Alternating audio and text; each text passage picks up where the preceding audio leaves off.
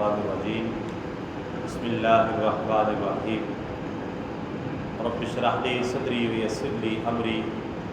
واحلل عقدۃ من لسانی یفقهوا قولی مولاي صلی وسلم دائما ابدا علی حبیبک خیر الخلق کلہم فاق النبیین فی خلق وفی خلق ولم یدانوہ فی علم ولا کرم قال اللہ تبارک و تعالی فی القرآن المجید یا ایہا الناس اتقوا ربکم الذی خلقکم من نفس واحدۃ وخلق منها زوجها وبث منہما رجالا کثیرا ونساء۔ اے لوگو ڈرو اپنے رب سے جس نے پیدا فرمایا تمہیں ایک جان سے اور پیدا فرمایا اسی سے جوڑا اس کا، اور پھیلا دیے ان دونوں سے مرد کثیر تعداد میں اور عورتیں کثیر تعداد میں۔ واتقوا اللہ الذی تساءلون بہ والارحام، اور ڈرو اللہ تعالیٰ سے، وہ اللہ مانگتے ہو تم ایک دوسرے سے اپنے حقوق جس کے واسطے سے، اور ڈرو رشتہ داریوں کو توڑنے سے۔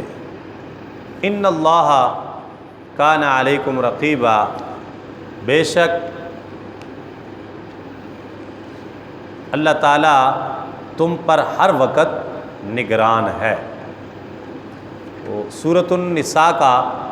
آغاز ہوتا ہے اس آیت کریمہ کے ساتھ،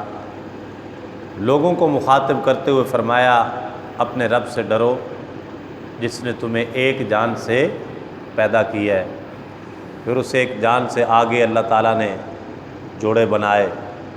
یہ حضرت حوا کی اولاد ہیں سارے، اور پھر حضرت حوا سے جو اولاد پیدا ہوئی ان سے آگے پھر بیٹے بھی پیدا ہوئے، بیٹیاں بھی پیدا ہوئیں، پھر ان سے بیٹے پیدا ہوئے، پھر بیٹیاں پیدا ہوئیں، اسی طرح وہ کثیر مرد اور کثیر عورتیں جو ہے وہ بنتے گئے، اور اولاد آدم علیہ السلام میں اضافہ ہوتا چلا گیا۔ تو اللہ تعالیٰ نے فرمایا کہ اللہ تعالیٰ سے ڈرو جس سے تم ایک دوسرے سے اپنے حقوق جس کے واسطے مانگتے ہو۔ تو یعنی ہر وقت اللہ تعالیٰ سے ڈرنا چاہیے، اور بالخصوص رشتہ داریوں کو توڑنے سے، قطع رحمی سے اللہ تعالیٰ سے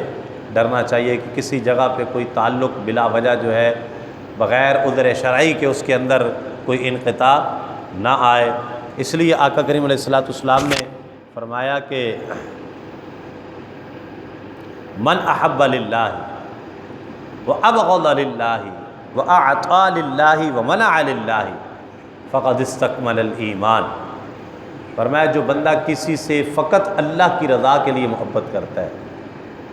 اور کسی سے بغض رکھتا ہے تو وہ بھی فقط اللہ کی رضا کے لیے،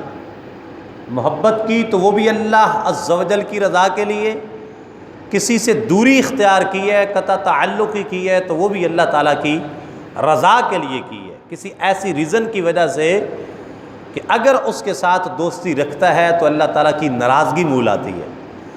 اللہ تعالیٰ کو راضی کرنے کے لیے اس بندے کو چھوڑ دیا، ناراض کر دیا،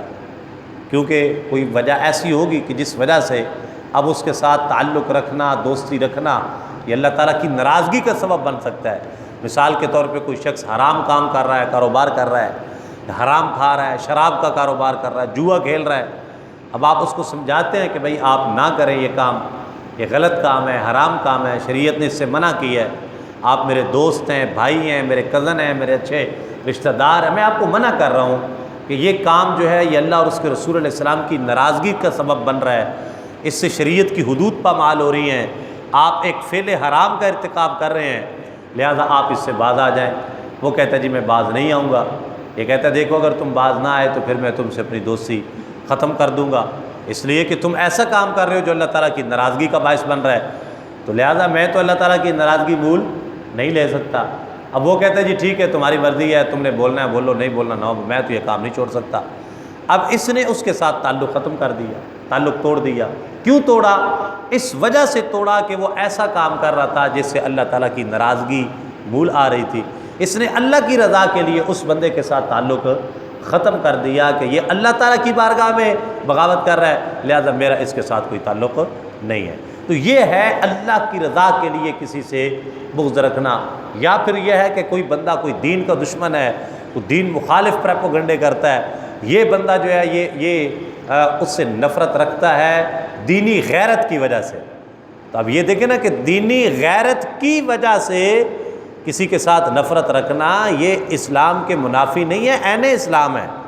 ٹھیک ہے نا۔ یعنی لوگ یہ سمجھتے ہیں کہ اسلام امن کا درس دیتا ہے، اسلام محبت کا درس دیتا ہے، اس کا مطلب ہے صرف محبت کا درس ہی دیتا ہے، نہیں، اسلام غیرت کا درس بھی دیتا ہے نا۔ جہاں پہ اسلام امن کا درس دیتا ہے نا، وہاں پہ غیرت کا درس بھی دیتا ہے۔ تو غیرت جو ہے نا،